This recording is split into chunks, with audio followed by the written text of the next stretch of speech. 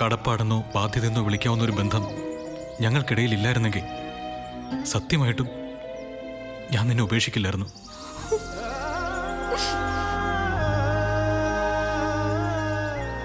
എത്ര പെട്ടെന്നാ നീ എന്റെ മനസ്സിനെ കീഴടക്കിയത്.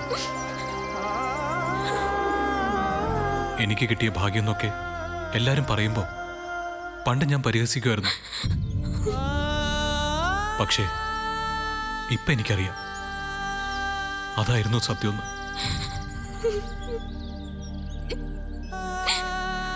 വൈകിപ്പോയേട്ടോ.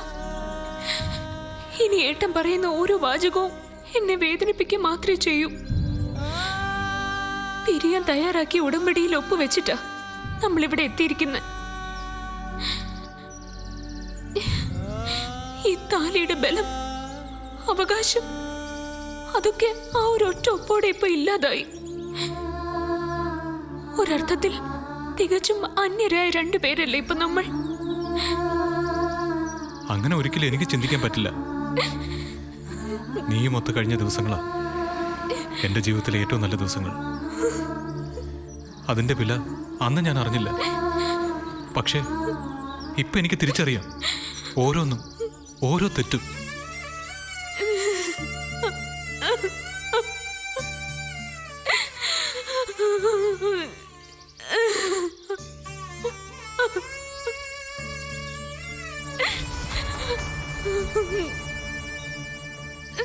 കരയരുത് സ്വാതി.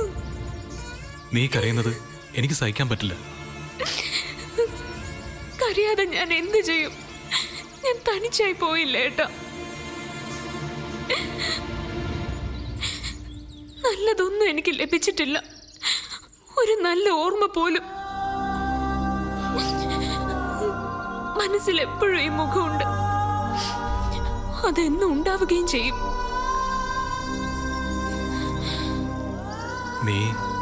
നീ വേറെ ആരെങ്കിലും വിവാഹം കഴിക്കൂ? ഞാനോ? ഒരിക്കലുമില്ല. എന്റെ ജീവിതത്തിലെ ആദ്യത്തെ ആളാ ഏട്ടൻ. ഏട്ടൻ തന്നെയാ അവസാനത്തെ ആളും. എനിക്കിനി ഒരു കുടുംബജീവിതം ഇല്ല. ഏതെങ്കിലും അടുക്കള പുറത്ത്, അല്ലെങ്കിൽ മരിക്കണമെന്നാ ഇപ്പൊ എന്റെ പ്രാർത്ഥന. ഒരു വിളക്ക് കെട്ടുപോകുന്ന അത്ര എളുപ്പത്തിൽ ഞാൻ മരിച്ചു എന്നറിഞ്ഞ കാണാൻ വരണം. പറ്റുമെങ്കിൽ എന്റെ ചിതയ്ക്ക് തീ കൊളുത്തണം. വന്നിടത്തേക്ക് തന്നെ തിരിച്ചു പോകുമ്പോഴും എന്റെ കഴുത്തിൽ ഈ താലി ഉണ്ടാവും.